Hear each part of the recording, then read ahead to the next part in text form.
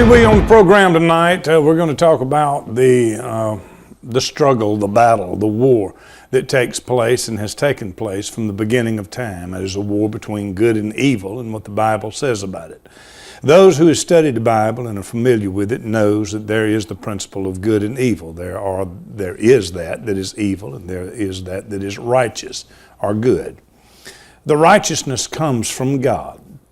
But there is a battle and there's a war against that. There is an enemy that has been turned loose in the atmosphere, in the universe, and that enemy is Satan. Satan simply means one that opposes, one that is in opposition, an adversary, the adversary. Therefore, there is a war that takes place among mankind and in this universe over the principles of what is right and what is wrong, what is good and what is evil.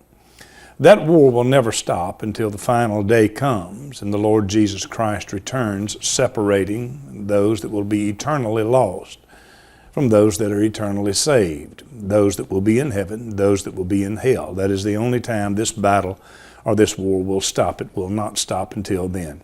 There is no government agencies, no government policies, there is no United Nations, there is no human effort whatsoever that is possible, that even stands a possible chance of bringing peace on the earth. The reason is because there are good and evil. There is good and evil. It cannot be peace. There's light and darkness. It will not be peace. The only thing that can happen is one mindset or the other can take over, conquer, rule, reign. That's the only thing you can have. You will never have righteousness in full power. You will never have evil in full power. The only time that righteousness will reign in this earth will be when the government of the Lord is upon this earth. And those are still some days yet to come. Till then, we must understand that this is a battle, that this is a war. And those who lose the war in this particular age, this dispensation, or in the physical world, will go under great oppression to one degree or the other. That's why evil must be fought against. You can't sit back in your recliners and just let it go and think that somehow or the other, if you satisfy the evil with a little bit, they'll be satisfied and that's the end of it. That's not the way it works. What Satan, and through those that's his operatives, desires is complete and absolute control over all that is righteous. That's why people who forms a righteous government creates what we call a democracy, where people are supposed to have the freedom and the right to think and to pick and to choose and express their opinions. When you get into the other world, when you get into the communist world and the socialist world even, you go into the politically correct realm where only one side has the right to cry, scream, shout, bomb, blow up, burn up buildings, and shoot people and call other people's names. The other side has no rights whatsoever to even open their mouth. That's where we're heading right now, and we are almost fully there. I'm going to show you a few things pertaining to this tonight and present to you some facts that maybe you didn't know, and those facts are strictly for none other reason than to help you and to help us all. First of all, the Bible tells us in the book of Psalms, chapter 10 and verse 15, it says, "Break thou the arm of the wicked and the evil man. Seek out his wickedness till thou find none." What it means is to break the arm. That means that we have to cut off the source of their strength. We have to cut off the source of their power. We have to be vigilant. We have to do. And we have to take the power from those that are evil and those that are wicked. And we are to thoroughly seek out that which is evil until we find none. That means we are to completely and absolutely purge it from our homes, purge it from our societies, purge it from our world, if at all possible, which it won't be until Jesus comes. But we are supposed to be in the business of doing it, not going along with evil, but purging it, breaking its arm, and looking for it until none can be found. That is what we are supposed to do. The great error, the great problem that has befallen the United States has been a church world that has quit fighting for righteousness, quit fighting for God's law, and has gone along with those who seek to destroy you. It is insanity. But that is where we go, and that is the only place left to go once we depart from God. Now, how would you take over a world? Well, you do it militarily, you do it by might, you do it by strength. But that is not the preferred means of hardly anybody. Almost everybody in the world, Satan included, and even God, would rather secure the hearts and the minds of a people rather than to blow them up and to conquer them by force. We see it worked out through the nations of the earth, the communist countries and others. It sows propaganda in their lies as they tell people distorted facts and promises them things that they can never deliver, until finally it saturates the people's mind and the people follows the lie in deception. And then they are destroyed by it, just as we see around the world. So is it with God. God didn't come with a military of heaven, and He has one. He didn't come with the armies of heaven. He came to sow the word, communication. So is it with the devil. He didn't go into the Garden of Eden with warriors or demons or tools of weaponry. He went in communicating. This would be the first and is the first objective. This is the first desire of those that seek to conquer, is to do it by communication.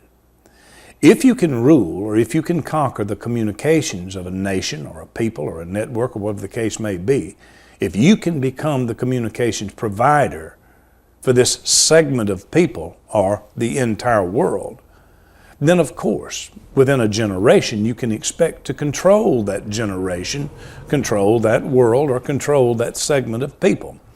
All you have to do is get them to focus and operate in what we call tunnel vision. That the only thing they know and the only thing they hear is that small channel of information of which they are allowed to hear, or the only thing that they will submit themselves to, becomes their whole world and what they believe.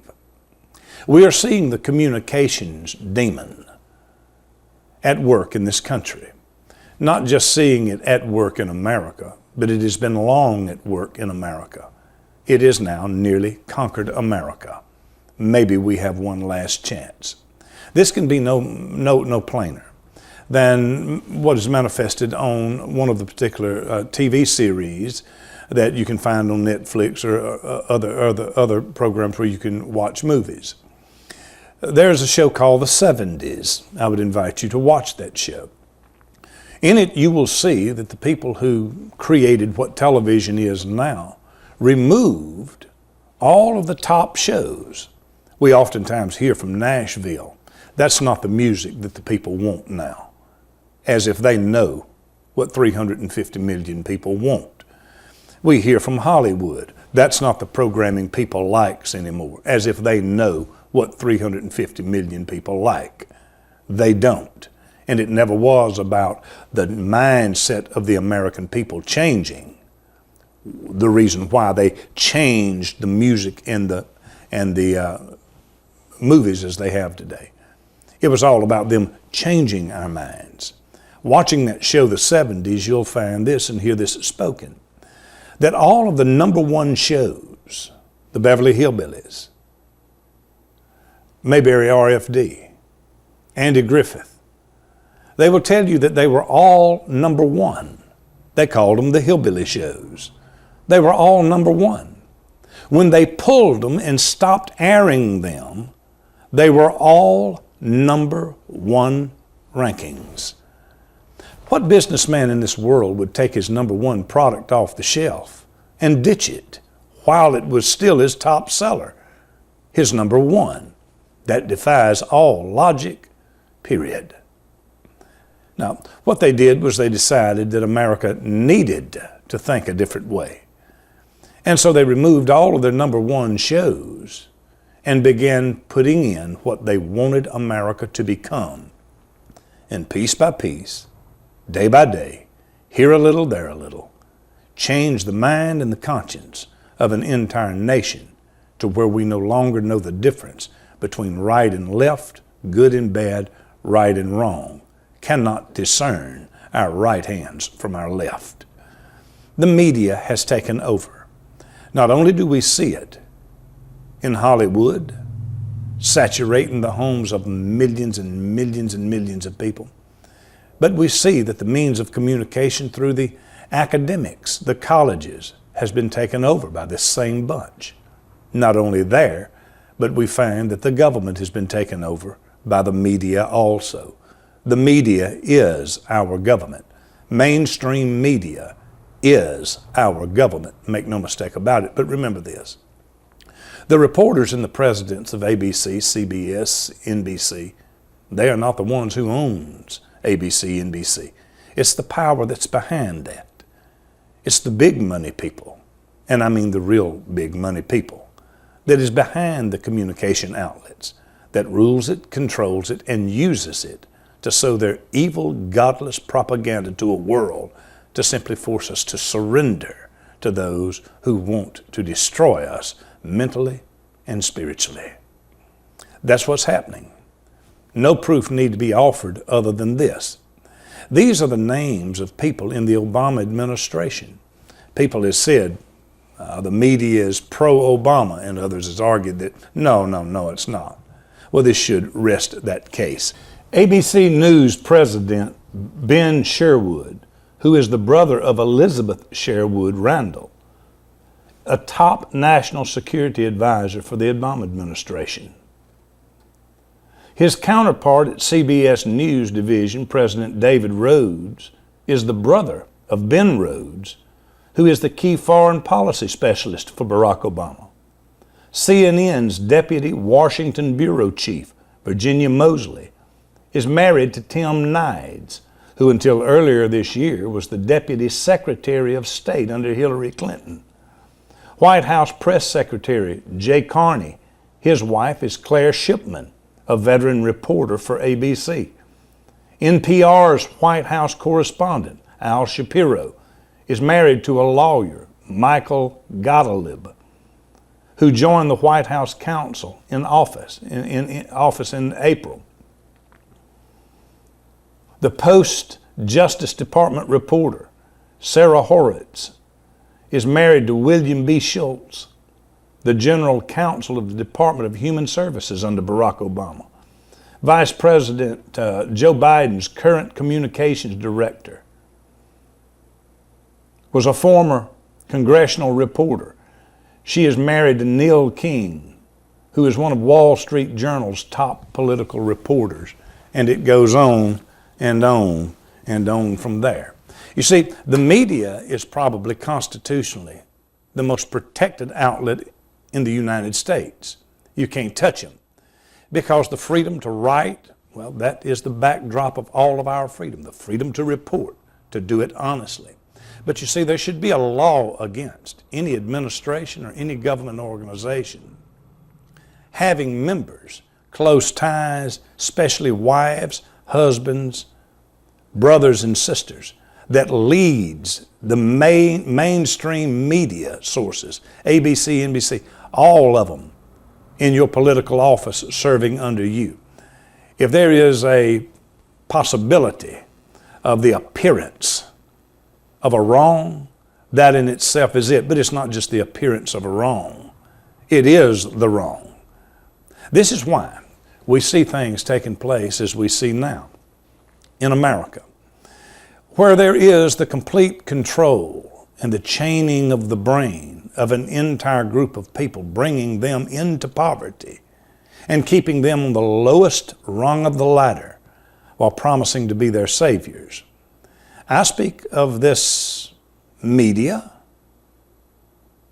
who is in with the Democratic Party, and the Democratic Party, the destroyers of the African American race in the United States. Nothing again could be clearer. Let me give you some facts again that you may not be aware of or that you may not know. The Ku Klux Klan was the military branch of the Democratic Party. It was not created to kill or destroy blacks, but it was created to destroy the newly formed Republican Party. The Klan and the Democrats' motive was to stop blacks from voting Republican. It was the Republican Party that the Klan hated. Every president that was killed and has been assassinated, with the exception of one, all were Republicans, and they were all killed by Democrats. Knowing that the blacks would overwhelmingly vote for the Republican Party, the Ku Klux Klan denied blacks the right to vote and did so with violence if needed. Senator Robert Byrd, the highest-ranking member, or a high-ranking member of the Ku Klux Klan, was the leader of the Democratic Party until 2010 when he died. Mr. Byrd led a filibuster against the Civil Rights Movement, 54 days, the longest in history at that time. It was finally broken by Everett McKinley, a Republican. Malcolm X revealed a meeting that took place, and I've played you Malcolm X speaking this from his own mouth on TV shows before, just a couple of weeks ago. Malcolm X revealed a meeting that took place in Atlanta between the Nation of Islam, the Ku Klux Klan, and the Nazi Party to keep the races separated and to give at least one of the southern states to blacks, that they could be run by blacks and keep us segregated. LBJ, Lyndon Johnson, the president that took over after Kennedy was killed, changed the blacks from forced slaves to willful slaves. It was LBJ who is recorded as saying on the airplane, Air Force One, flying into Dallas, when he heard that the welfare program in the 60s had been passed, he was recorded as saying, "This will keep the N-words voting Democrat for the next 200 years. What effectively was done was you took forced slavery and turned it into a slavery whereby one was willing to involve themselves in it. By the promising of free stuff, by the institution and institutionalizing laws that guaranteed poverty and then would be the one to dole out the few pieces of cheese that would keep you alive. The Democrats has destroyed every country, every city that they have run. No exceptions. Every practice of the Democrats, or the Demo-clans as I call them, is still in practice today. And I am amazed when I talk to 30 and 35-year-old African Americans today who had no clue that Martin Luther King was a Republican. How do we account for this? Brainwashing. When you find 96% of any population voting continually one way, you have to go to communist countries. That's the only place in the world that happens. Of course, until you get to America and the black vote. Nothing needs to be further said to prove that a brainwashing has taken place through the ages, and the leg chains was simply replaced by brain chains. Media, propaganda, and lies that has done nothing, African American, but to the most part destroyed your race and your people. And the ones who cry that they're on your side and trying to lead you out of the poverty are the very ones that's kept you in it. You do not listen to what a man tells you. You see what the fruits are that they bring forth. And over 100 years, Democrats has done nothing but brought you to the lowest level of poverty while maintaining your vote at the same time. Is it insanity? It is at least brainwashing. Donald Trump said he wanted to make America great again. The Democrats, and one of the leaders of the Democrats, Bill Clinton, and others, has now come out and said the term "Make America Great Again" is racist. America Great Again is, if you're a white Southerner, you know exactly what it means, don't you? What it means is, I'll give you the economy you had 50 years ago, and I'll move you back up on the social totem pole and other people down. What Hillary wants to do is take the totem pole down and let us all go forward together. Well, straight from the mouth of the rapist, Slick Willie himself, the term "Make America Great Again" is white Southern racism in his attempt to slander Donald Trump. The term "Make America Great Again" is a racist term, Mr. Clinton went on to say. But then listen to Mr. Clinton use the term himself. I believe that together we can make America great again. To secure a better future for your children and your grandchildren, and to make America great again. It's time for another comeback. Time to make America great again. I know Hillary's the one who can do it. Paid for by Hillary Clinton for president. I'm Hillary Clinton, candidate for president, and I approve this message. I think you might call that a hypocrite, maybe a liar. One thing for sure, Mr. Clinton, is your wife has had 35 years to do something. But not only has she not done anything in 35 years for African Americans finally got what they classified an African American president who has done nothing but left them lower on the totem pole after 8 years than they was before he got there. Is it insanity? It's brainwashing, for sure. Miss Clinton, then, the one fighting for your rights, as the Democlans claim that they do. She praised Margaret Sanger. Margaret Sanger gave 12 speeches at least to the KKK dressed in their white hoods. She's the founder of Planned Parenthood, and she advocated the destruction and the annihilation of the black race. She has her books written, and you can read them for yourself.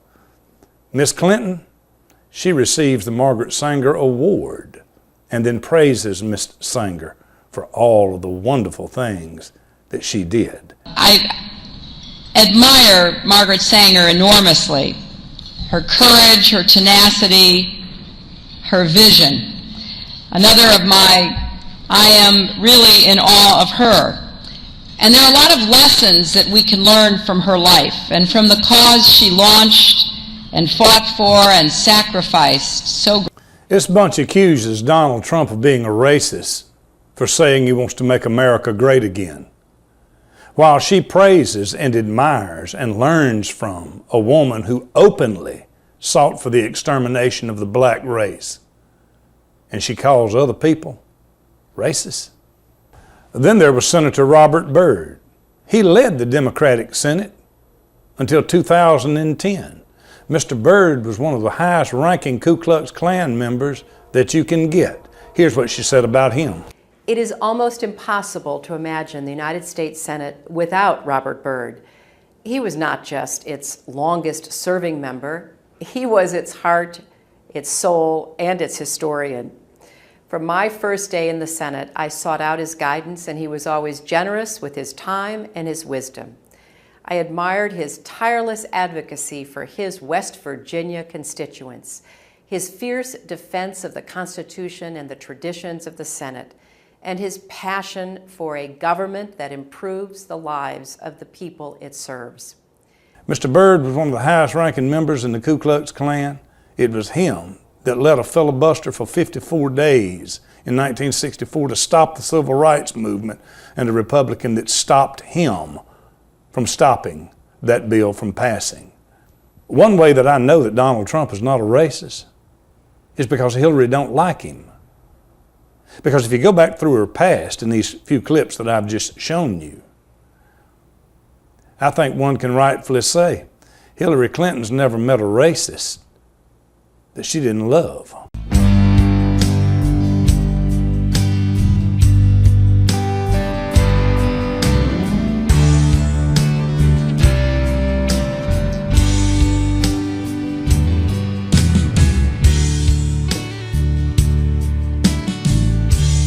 Looking at signs of rain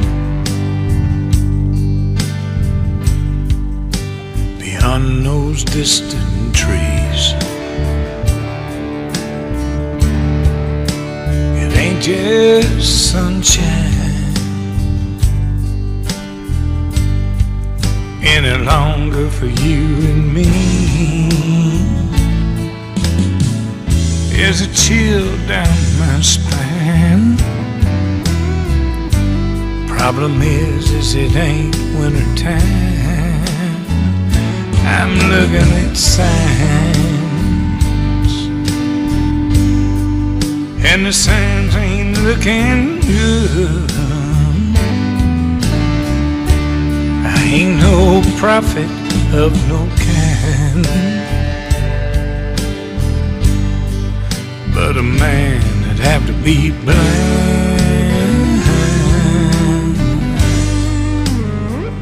not to see these signs.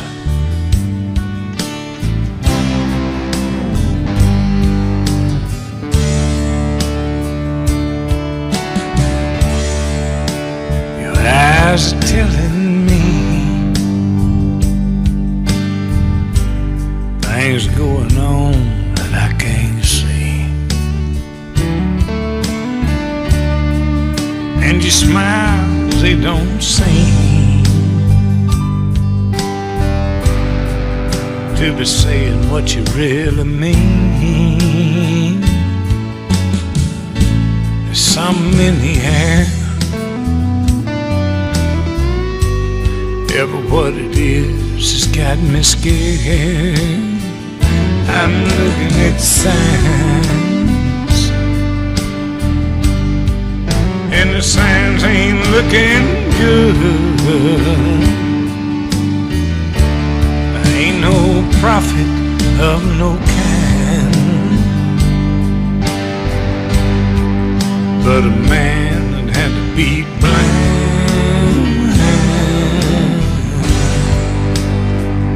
not to see these signs.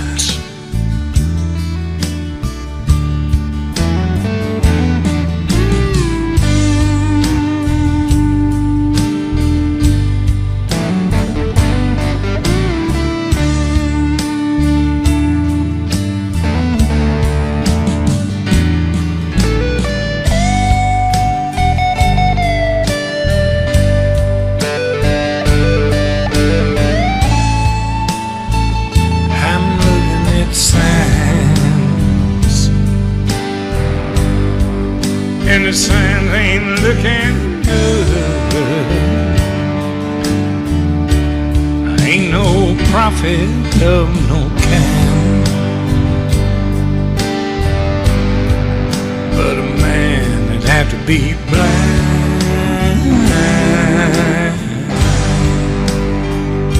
not to see these signs.